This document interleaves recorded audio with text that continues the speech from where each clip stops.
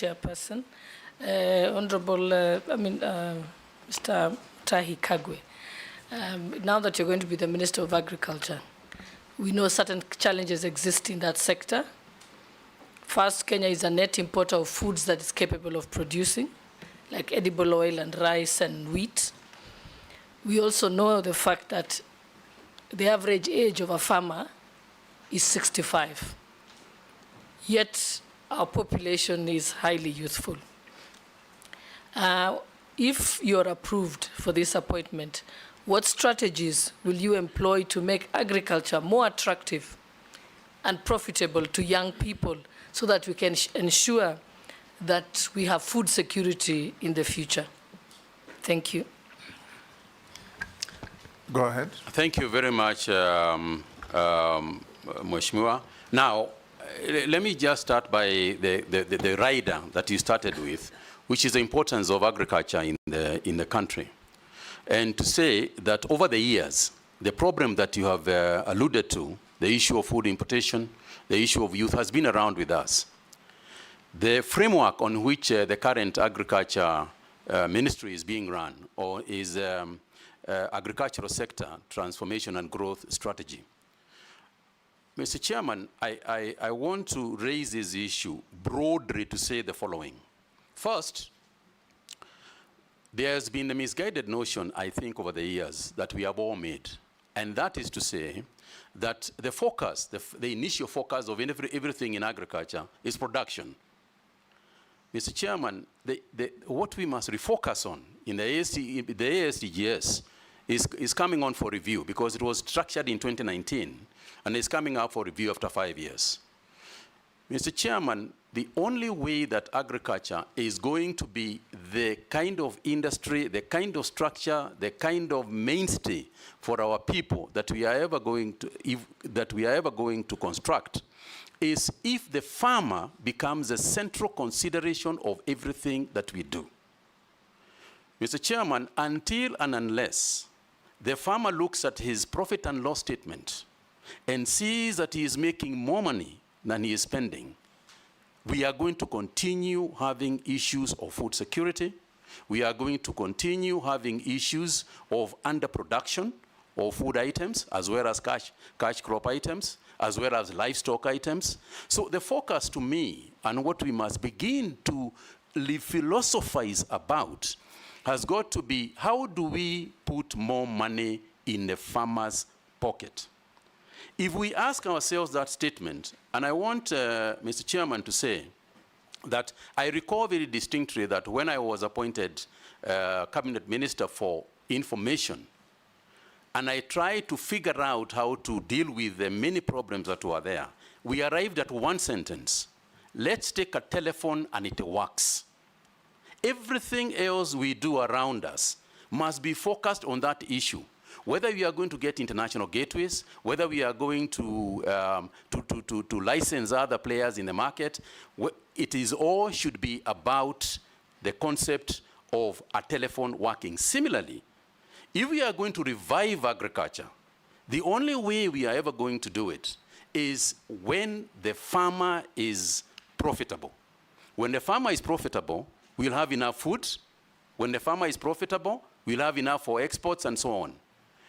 But no matter how many papers we write, no matter how many debates we have, no matter how much discussion we are going to have, unless and until the farmer looks at his balance sheet and says that income equals price times quantity, we are not going to succeed. So for me, therefore, when we look at the sphere, when we look at the entire agricultural space, then things that we do should go to that. You talked about the youth. Youth today, Gen Zs, millennials, and others, are about one thing if they are going to go to business. It's about profit. It's about making money. No youth is going to go to agriculture because we are urging them to go there. They are only going to go to agriculture if they are going to make money. And the only way they are going to make money is by taking the necessary steps that we have to make in order for agriculture to be responsive to profit making. Now, Mr. Chairman, this is very broad, and therefore you allow me space just to expand a little bit. There are many activities within the agricultural sector that we have to carry forward, that we have to do. For example, just to take youth as an example. In order for us to attract the youth into agriculture, youth have no land to grow food on. A lot of the young people don't have land. So we have to think broadly about how can we afford them land first. There is a lot of land, ADC and other organizations, private sector, land that is lying idle, that is not being used, that we can lease to these people. Now, in order for us to lease land to these people, we have got to make sure that the land, that the use of the land that they are getting is going to be profitable to them. Because that's why, in the first place, they are going to go for that idea. How are you going to do that? Our research organizations must ensure that we have done proper soil analysis. Our seed people must have the correct seeds so that people can plant seeds that germinate, seeds that produce the correct product. We have got to plant the right crops in the right places so that they can grow en masse and produce more per acre. So we have got to use the technology because youth are interested in technology.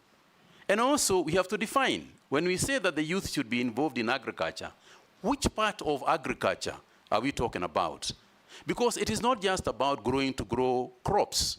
For example, tourism in agriculture is being involved in agriculture. You know, you travel all over the world and you see yourself being taken to places where they grow all sorts of things in other nations. We want people to come to Kenya also to see our agriculture. That's an area that can be attractive to the youth. There is fintech and agri-finance. These are the areas that the youth are going to be interested in. So in a nutshell, Mr. Chairman, the business of agriculture has got to be looked at from a profit and loss in order for us to make it worthwhile and in order for us to revive it. Agriculture for the youth must be made cool. It is too ordinary. It's too boring. Youth are not going to go there the way it is structured today. It's got to be something more exciting that involves technology, that involves new ways of doing things, that involves areas in agriculture that we have not quite spent our time on, things like hydroponics, aquaponics. These are areas that they are going to look at. The use of technology means that they are going to introduce new things in agriculture that do not currently exist. What does that mean, therefore? It means that the training that we are going to engage in, working together with the ministries of education, we have to look at the training that we are giving the agricultural sector, the agricultural students. What are we training them in? The future of agriculture is going to be in technology. AI, for example, artificial intelligence, is going to play a very crucial role in the future of agriculture. And if that is the case, are we educating our people, our future farmers, enough to deal with that issue? They are doing it elsewhere. If you go across the world, they will be doing that. So the question is whether we are preparing ours to compete with the best in the world. Thank you. Majority Leader, I will encourage you, nominee, to exercise some brevity in answering questions. You have 2 hours engagement with us. I'm trying, Mr. Chairman. It's just the breadth of the question. Yes, Majority Leader. Thank you, Honorable Speaker. Honorable Speaker, maybe I'll start the CS nominee from his response to Mr. Ura's affidavit in respect to your suitability for appointment based on your professional academic qualifications. And he responded by saying that the fundamental criteria for appointment to such a position is based on one's ability to provide effective leadership and service to the public. And in that regard, you say you have the requisite qualifications to serve as Cabinet Secretary for Agriculture, despite not having any training in agriculture. And probably you also didn't have any training in health when you served as Health Minister. But CS, in my view, you did well in terms of communicating, especially around the COVID time.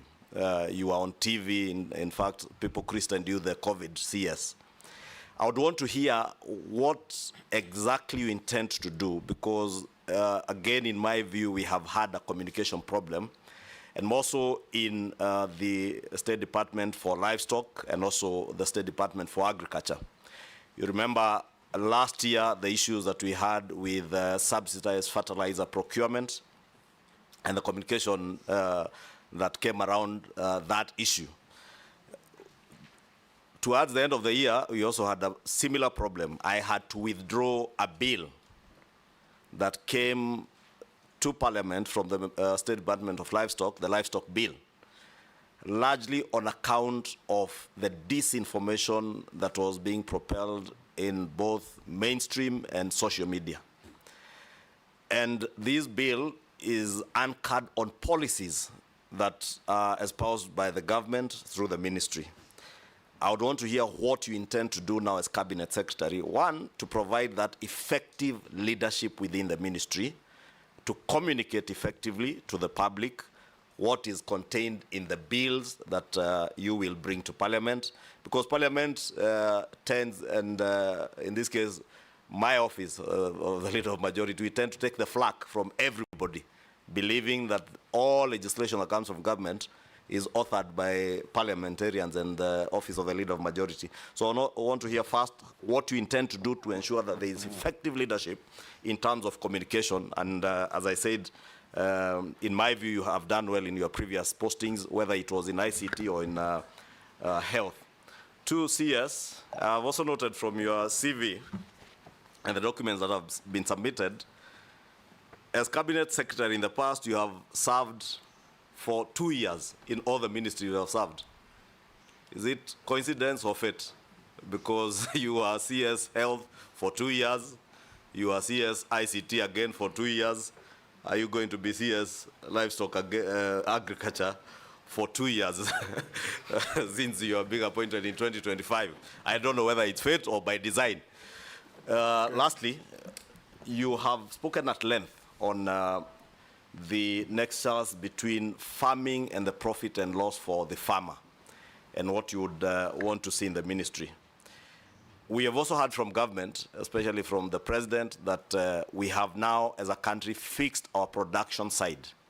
I would want to hear, and again, based on your training as a student of commerce, what exactly do you intend to do to ensure that there is a proper nexus between the productivity that we are saying we have increased, whether it's sugar, whether it's maize, whether it's rice.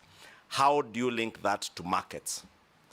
And bearing in mind that coffee, the coffee you are speaking about drying in your younger years, most of the marketing is done in the Ministry of Agriculture. It's in our State Department, in cooperatives, I think. Whether it is milk, again, you produce, the marketing is with someone else. Coffee you produce, tea you produce, marketing is done by someone else. How are you going to create that nexus to ensure that also the country benefits from your experience as a marketer and as a student of commerce to make farming profitable, not just for future farmers, but even for our current farmers, many of who probably are not as tech savvy as the younger generation. And I would really want, I was looking to hear when you spoke about the P&L, how you intend to get that nexus between the good productivity that we now have to making profits for farmers to make it profitable, because that's the only way you'll be able to sustain.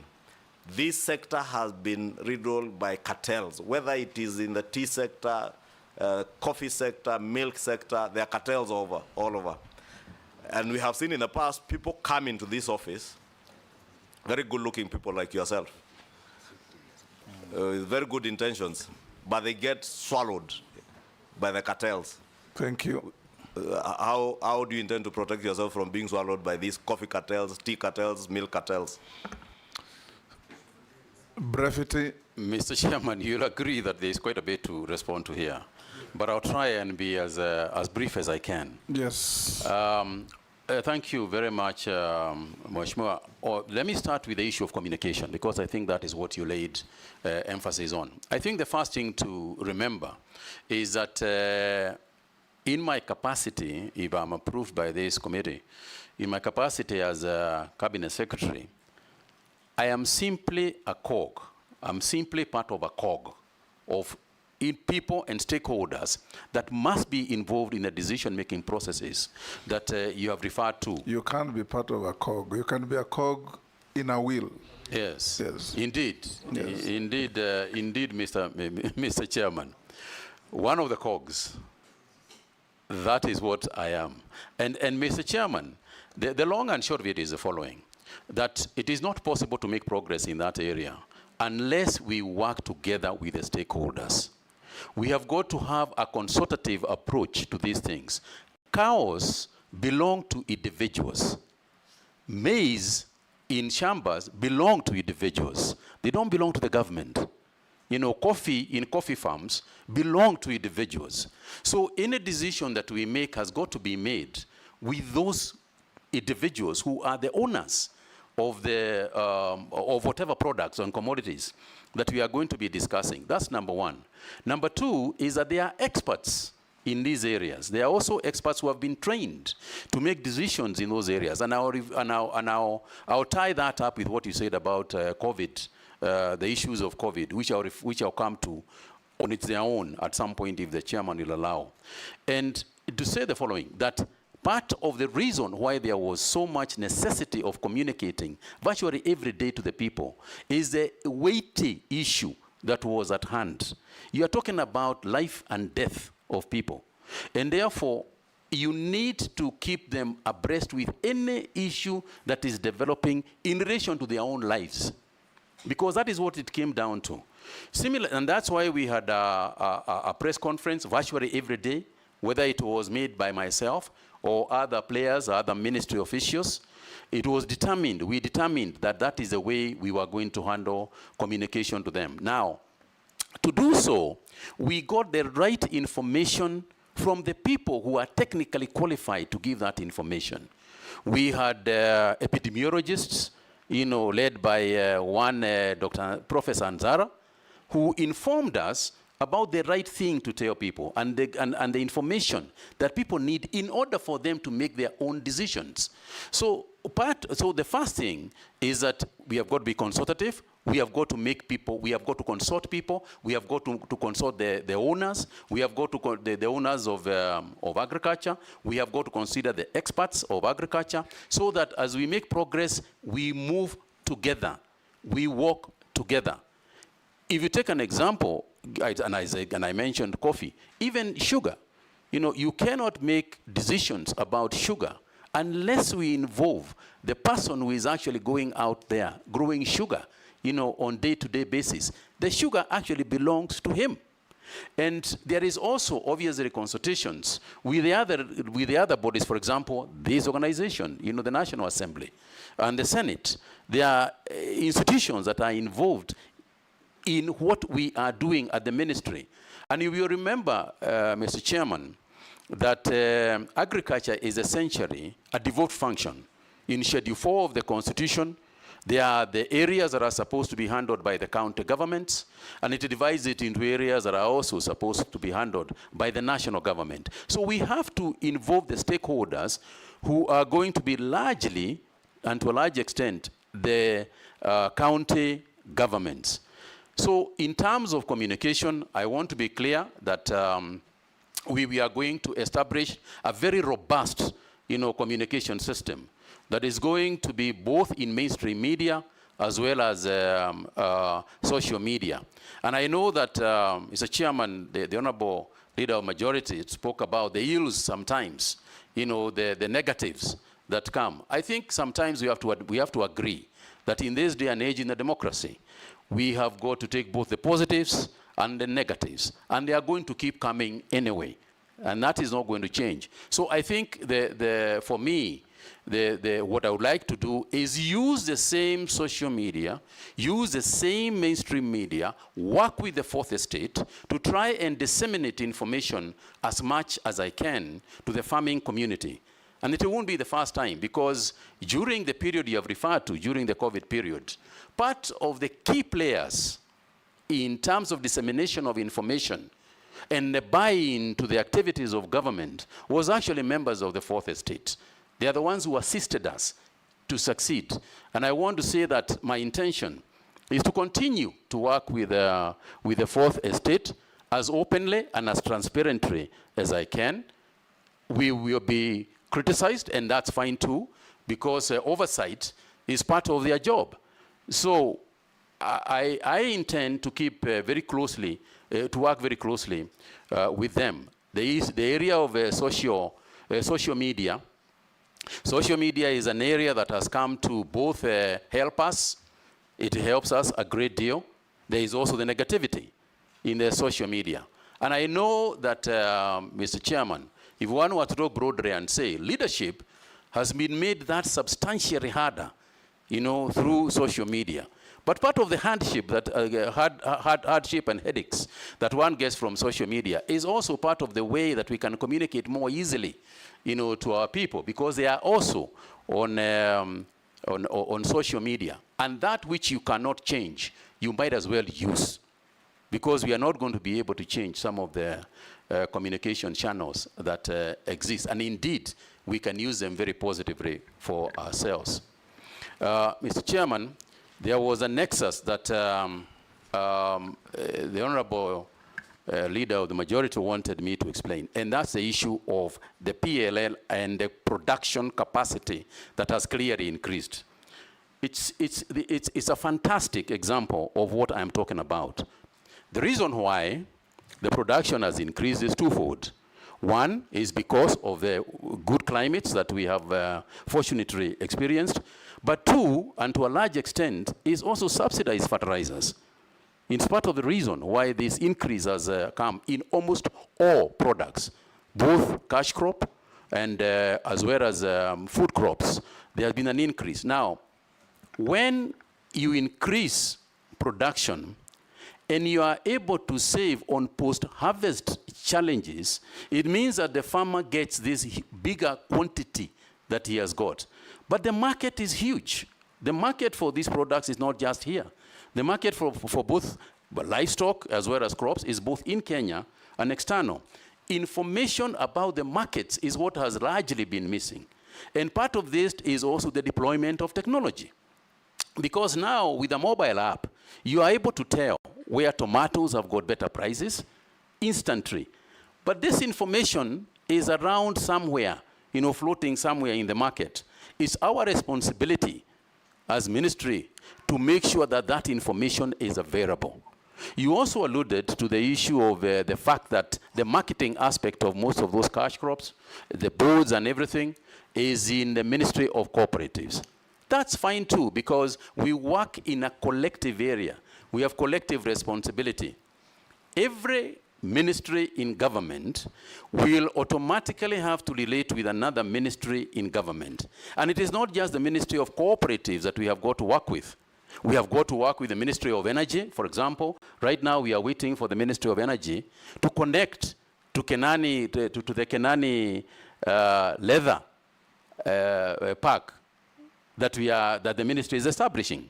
We are waiting for the Ministry of Water, to also connect water. So we will have to work collectively. We have to work together.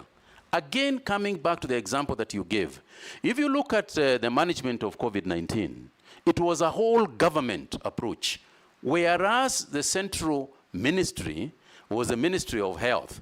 The activities that were happening, keeping law and order, the Ministry of Health does not have any askaris.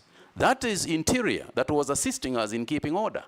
The Ministry of Health does not have, is not in charge of matatus and so on. Yet, we are to contain even containment measures, included the transport sector. So we have to work with the CS for transport. Education is not part of health, but it was a huge, huge part of the activities on the Ministry of Health during the COVID period. That too simply illustrates that you need to work collectively with other ministries, and that forms part of collective responsibility. Yes. Junet. Thank you, Chair. I'll be very brief. Chair, I wanted to ask Which chair? Chairman, Mr. Speaker, Mr. Speaker, Chairman. Chairman, I want to ask the nominee. I gave the latitude to your colleague. Now, muulize swali moja moja. Yeah. Go ahead. One is a general question. Chairman, I want to remind the nominee or to inform him that in the last 2.5 years, he will be the third minister for agriculture. There was one who came at the beginning, second one came, we vetted him, you are the third one we are vetting. If you are approved by this house to become the minister for agriculture. And the last one we vetted, I asked him a question. I told him, do you know what you're getting into? He told me, yes, I know. I want to ask you also, do you know what you're getting into that ministry? You need to tell me more what you think of that. The second issue is the people or the ministry concentrates so much on agriculture and normally forgets about livestock. And in many countries in the world, their GDP growth is even contributed much higher by livestock than agriculture. What do you think you will do in the livestock sector so that the GDP, the livestock sector can contribute to the GDP of the country? And what is your position on the vaccine that's being proposed to give to livestock in this country? What do you think it is? Or how will you implement it? Or what are your views on that thing? Point of order. Yes. I think if you allowed 3 questions, because many of the questions, you will easily answer them with, many responses. Yes, that's what I was going to do. Okay. Posing. Thank you, Chairman, Speaker. To the nominee, Honorable Mutahi Kagwe. Following what Honorable Junet said, many people think that the Ministry of Agriculture is crops, forgetting the bigger, which is livestock. My question will be, what will you do, particularly the pastoralist people, who keep a lot of animals, but during let's say, drought or something like that, they lose all of them. What would you think, or what will you do, or what will you tell them to listen, that even before drought, for example, that you can buy all of these animals, and then give them money to wait until drought goes, then you bring number 2, you are going to be Minister of Agriculture. Where is agriculture? There's no agriculture in national level, in my view. If you look at also first schedule of the Constitution, agriculture is devolved. So when you are minister for who or for what at national level? Are you going to be marketing officer of agriculture, or what is it? And yet agriculture is at level. My proposal will be, or what I want to hear from you, what nexus or structure, legal structures or implementable structures that will be between you yourself and the counties. Because without counties government, without country people, agriculture will just be almost, at national level, it will be a talk show if you don't bring in counties in terms of implementation. Thank you, Chairman. Nelson? Thank you very much. Many commentators, Mr. Honorable Mutahi, believe that you did actually handle the COVID-19 quite brilliantly. But however, there are questions and or misappropriation, massive theft at that time, particularly in Kemsa. There are cases that have been handled by this House, particularly by the Parliamentary Accounts Committee, and I just want to draw your attention to a few of them. Number 1 is a question on expenditure of 2 billion on budgeted items in breach of regulation in 2015. Rather, Regulation 2015 requiring public officers to act in the government's interest to be aware on essentials of vote control process. There's also single sourcing of COVID masks supplied contrary to Section 69(2) of the Public Procurement and Asset Disposal Act. I will not highlight all of them, but most importantly also was the acquisition, nominee on vaccines. It is believed that you failed to account on the procurement of 1.6 billion worth of vaccines, and it is still a subject of investigation by this House. What do you have to say about all that was said at that time, that there was a lot of misappropriation in Kemsa? Number 2, I come from an area which predominantly grows tea, and I want to hear, and I will like to read so that I don't misadventure, that tea prices in Mombasa auction were on a downward trend in 2022, forcing the government to establish a minimum reserve price of USD 2.6 for the teas from the east of the rift and the USD 2.4 for teas from the west of the rift. This initiative was aimed at stabilizing the market and addressing the declining tea prices at the Mombasa auction. However, the current pricing structure has resulted in several millions of teas being unsold, thus resulting in stagnating warehouses and facilities.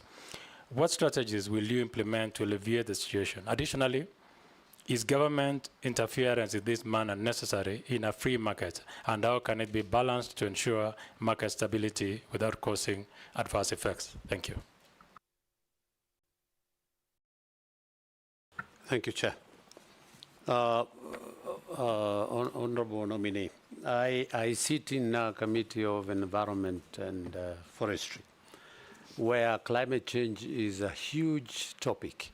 And most of the time, whenever we go around, over and above the environmental issues, farmers do ask about this climate change, which affects agriculture, be it crop, be it livestock, and things like that.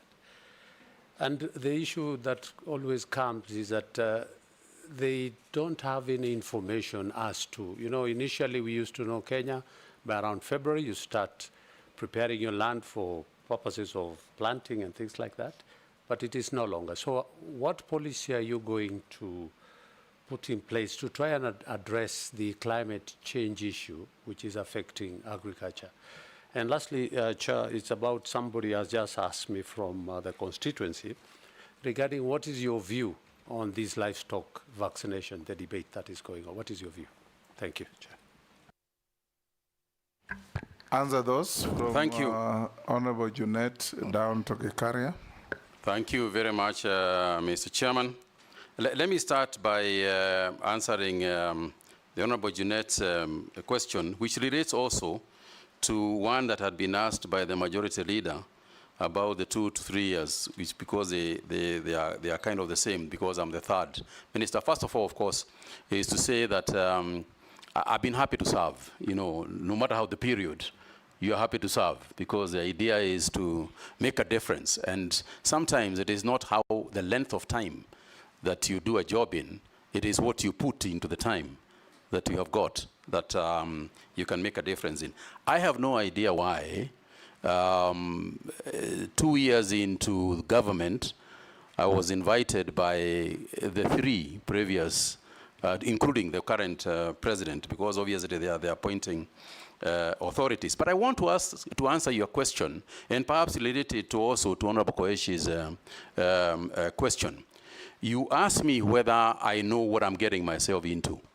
And from the questions that you have heard from Honorable Koesh, yes, I can relate to your question and what you are asking regarding the prices and so on.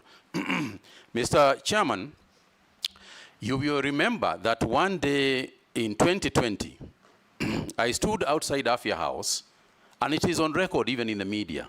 I pointed at Afia House, and I said that there are many cartels in this building. I said it myself. It was not said by other people. I am the one who said it sitting in there. So as I went into the ministry, I was quite aware that there are cartels. And I'm quite aware that even this one, there are cartels in it. That's the first thing. The second thing is to say that cartels fight back. Cartels will fight back. And some of the stuff that you are hearing coming out is a question of cartels fighting back.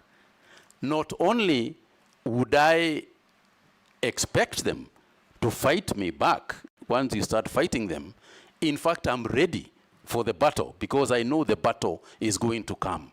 And the cartels will definitely fight back. But I want to say that irrespective of the war that is clearly going to be there, there are sufficient people in Kenya. There are enough people in the ministry, there are enough people in this parliament, there are enough people in Kenyans out there who are going to be extremely supportive in that fight. I am confident about that. And your job in this house, as you make sure that you oversight, is also to make sure that you assist us also, in those battles with the cartels, that you'll obviously come and fight back so that they can take. In the area of COVID, for example, and I pointed it out, is that as we started the restructuring of KEMSA, and I want to say to Honorable Koech that, you know, it is very difficult for us to remember back at the crisis that we had in 2019, and as particularly after the 12th of March of 2020, when the pandemic was actually declared globally. Mr. Chairman, we were faced by a severe situation. What we are calling, what today sells for nothing, which is a mask for your face, was so rare that people were willing in the streets of Nairobi to pay 3,000, 5,000 shillings for a mask, which is now free in most places and you can take. So when people say, and part of the big question regarding that period and part of the COVID billionaire issues and so on that we have had to do with the prices of issues, the prices of goods, the prices of commodities and health, and what was necessary to contain this disease in our country. Mr. Speaker, I remember appearing in this House to explain these issues and to say at that time in 2020, for example, we were looking for anybody who could give us a mask. And yes, I am the first person to admit that it wasn't an opportune time, that indeed there was abuse of process in KEMSA and other procuring agencies at that time, and not just in the Ministry of Health, but widely. But I think the major concern, the major interest at the time, and I can give you one clear example. For instance, the PPEs. We were looking for protection gear for our doctors and nurses. We didn't have any. A PPE could easily sell for 15,000 shillings, 9,000 shillings, etc. And I can tell you, Honorable Koech, that if they came at 20,000 shillings, we would have bought them. Because it's a question of, are you going to wait or are you going to buy at whatever price to save lives? Money almost begins to take a secondary position when it comes to life and death. And that is what it was. But we are also the same people who worked on it. What steps did we take? I called all the manufacturers of the materials. I sat outside my office with a bottle of water, testing materials to see whether they could be able to be used for PPEs with the experts in the Ministry of Health. And consequent to that, we were able to use our own people in Shona, in Athi River, in Nakuru. We were able to use our own people to produce the same materials at a quarter of the price. And now today, the same PPEs can be produced in our country at 2,000 shillings or less than 2,000 shillings. So it wasn't an appropriate time. A lot of mistakes were made, and I'll tell you that and confirm that indeed there were mistakes made. But I would also like to say that at the prices that I was saying, and this is what I explained to Parliament, and I challenged this House, at the time that we were buying PPEs at, say, 9,000 shillings, I said I would like somebody to show me any place where the PPE was selling at less than that price.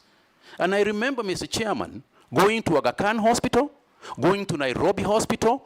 Everybody was desperate and the prices were crazy all over the town. It wasn't that the Ministry of Health was buying those items at a higher price than the rest of the world or the rest of the country. We were buying it at the market prices at that time. And this is something that I have explained, at length. Mr. Chairman, the handling of COVID-19 at that time was such a nightmare. It was such a nightmare that, the cost to people, the cost of lives, every day we would wake up to be told that 10,000 people are being buried in New York. The Italian government has given up and surrendered, that everybody is dying. In South America, people are being dragged out of houses and being burnt outside, cremated outside their own houses. So it wasn't a time that people were making very, very rational decisions. It was a desperate period, but we did what we had to do. And Kenya, by the way, is one of the countries that got praised because of the work that they did. And Mr. Chairman, I will say this. I am prepared to do, I take responsibility, and I did, and I said everything that happened that was not correct in my ministry, and throughout that COVID period, we must take responsibility because it was there. The negatives, I take responsibility. The positives, I give credit to the team that was working at the ministry. All the members of the National Emergency Response Committee, of which I chaired, that included members of the Defense Forces, members of all ministries that were involved. We took collective decisions. In the issue of vaccines, we took collective decisions for vaccines. And the whole issue of the expenditure on vaccines, Mr. Chairman, is actually exaggerated. Because 90% of the vaccines that we actually used in Kenya were donated.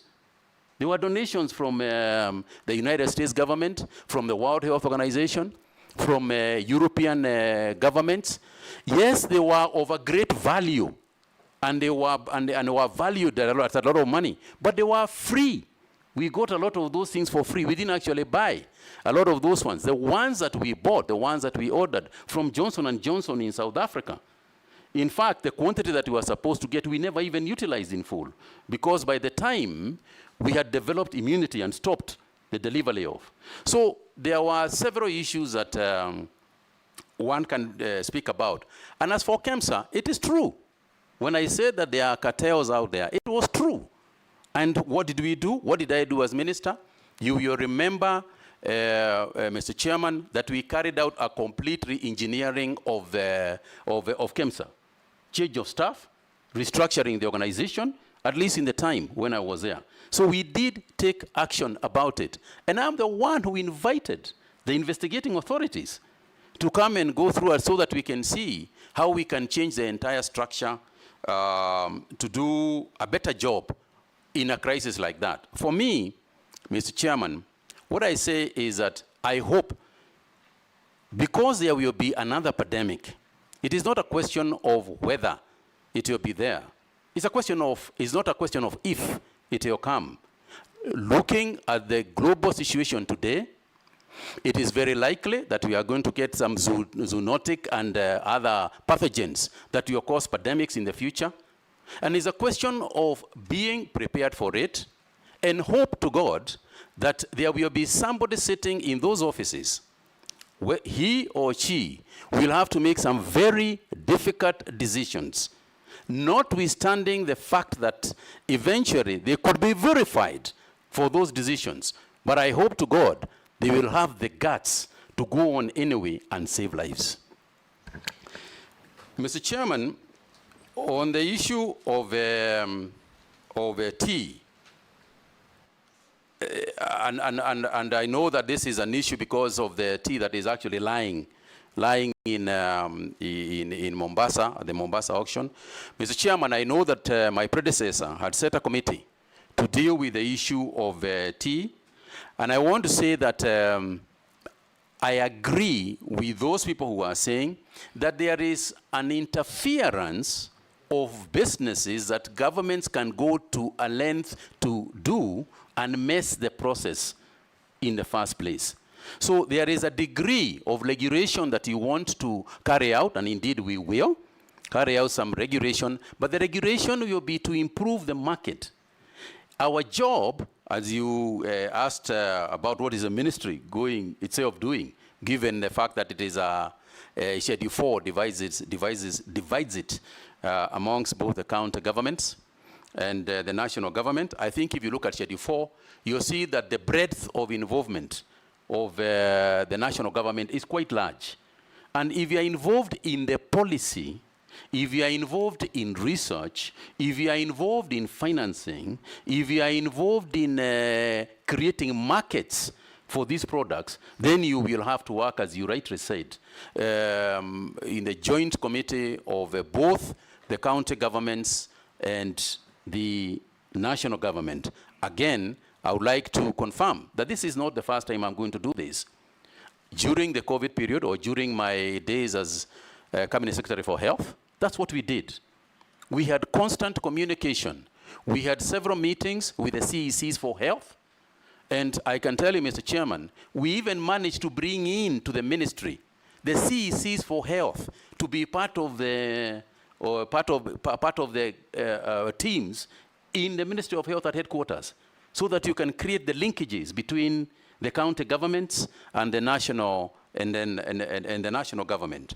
So part of the price stabilization is to make sure that we are opening new markets. You know that our biggest competitors in the tea sector is China and India, and they have got varieties of tea that they produce. But we must also ensure something else and this is where the regulatory framework comes in. We must make sure that even as we talk about the prices, we talk about the quality of tea that we are producing. We must ensure that we have got a minimum regulated quality of tea that can be called the Kenya tea. Because unless we do that, our tea is famous all over the world because of quality, not because of the quantity. So we must ensure that we preserve and secure the quality of our tea as much as we can, even as we open new markets for it. Mr. Chairman, yeah, sorry. No, touch on overemphasis on crops as opposed to livestock. I was getting there, Mr. Chairman. And then climate change. Yeah. So that we go to other questions. I was getting there, Mr. Chairman. I think the honorable member said that livestock has got the capability and possibility of actually becoming a bigger industry, and that is true. Because if you look at countries like Ethiopia, our neighbors out here, the leather industry in Ethiopia is huge. But again, Mr. Chairman, we must look at the livestock farming in its holistic form. Because when we talk about the animals that are grazing, we have to go back to that farmer. And I said earlier, and I go back to it, we have got to make sure that that farmer is earning his bit. Part of the measures that we must take, especially in the pastoralist community, is education and extension farming, extension livestock experts. They must talk to our livestock grazers and our livestock keepers and the breeders themselves. Because part of the way that we can develop the leather industry is it comes back all the way to the skin that the animal is walking in. Because that is where the quality of the leather first starts. For example, if you have got barbed wire in the compound and a cow grazes along the barbed wire and tears just a little bit on its skin, that leather is already affected. It is as complicated as that. Mr. Speaker, you'll find that the leather that we are producing in terms of quality is second and third grade. So we have got to go back to the farmer and say, as you keep the cow, since you want to make money, make sure that the skin, the hides and skins are taken care of. We must go all the way to the guys who are not just feeding the cows. What feedstuffs are we giving these cows? And you'll find that when we are looking at a basic cow for export, 200 kilos is the average weight of our cows. Out there, they are looking for 350 kilograms cows. So in terms of meat, in terms of hides and skins, it's an area that we need to work on and improve. And we need to work with the pastoralist community. We must sit together and work on those ideas that are there. Because there is nothing very, very new. They know it. Now, when it comes to the leather industry, the formation of the leather park in Machakos is a huge development for us. It's a big thing. And so we must make use of it. This is a time when we can get the Gushis of this world, coming here so that we can make proper leather. The affluent plant, which has already been constructed, is actually the biggest single contribution in terms of the leather industry that we want to develop. And I'll be there, and I'll make sure that the plant is complete, and also the engagement with the pastoralists as well as other livestock farmers, is complete and engaged. Mr. Chairman, I also want to talk about the policy on insurance, because I think it's crucial. We must make sure that our farmers, the pastoralists, have insurance for cattle. Because if they do not have insurance, and I have been there at one time, I remember distinctly, Mr. Chairman, going to Mandela at one time, trying to get the farmers to agree to sell their cows because KMC was buying them, but they were not agreeing to sell. So there is also a cultural aspect that we have to deal with, you know, and agree that it is there. And say to them that, look, you know, when times come for drought, let's sell these cows so that then we can create a revolving fund so that at the time when the rains come, we can go back and restock the cattle. And I think it's also important to teach this issue of insurance because largely there is no communication on it. Yet, there are very many organizations that are involved in this insurance, insurance for livestock. And I think we must push that agenda, and I'll be at the forefront of ensuring that it is there. But more than the insurance is also to make sure that the insurance premiums are affordable. So there is no point of saying there is livestock insurance, but the insurance is too high. People can't afford it. So we have got to go back and ask ourselves, how do we make sure that there is so much livestock, there are so many cows that are being insured, that in terms of the insurance premiums, they can come down. Because insurance works on the basis of probability. The probability that something bad is going to happen diminishes as long as the base itself is becoming, has been widened. So there's a lot to do, I agree. I cannot profess to be an expert sitting here, but I think there is the will, and I intend to work on it. Mr. Chairman, you'll allow me to also talk about the environment, because it has also been raised by Honorable Gikaria. The issue of the environment and farming. Mr. Chairman, as we said, there is an issue on this climate change that is right in front of us, and that is the issue to do with the European Union deforestation regulation, where the European Union is coming out with the rules that say that if we are deforesting to plant crops or to farm, we will not be able to export our commodities, animals, and products to the European Union. Now, this is something that we can't afford because that is our biggest market for virtually most of our agricultural products. So it is not just because they are asking us to do it. And Mr. Chairman, I like to say that in terms of what the Europeans have set as a standard of climate change or climate specifications that they want to set, in my opinion, Kenya is actually ahead of it. Because, Mr. Chairman, not only are we not cutting forests in order to plant things like coffee. For example, in the coffee sector, we are actually planting trees in the coffee farms. We are planting grevillea trees that grow in tandem with the coffee. In any event, coffee is a tree itself. So when it comes to the issue of planting, you know, being the EU DR regulations, I think we are going to meet the, I suppose the deadline is this year, but I think we are going to discuss with them and meet that, their demand. But more importantly, Mr. Chairman, is that agroforestry is also agriculture. And his question was, the farmer used to know that you planned at the end of February, the rains will be there 1st March. Now it's not the case. How are you going to keep information flow to the farmer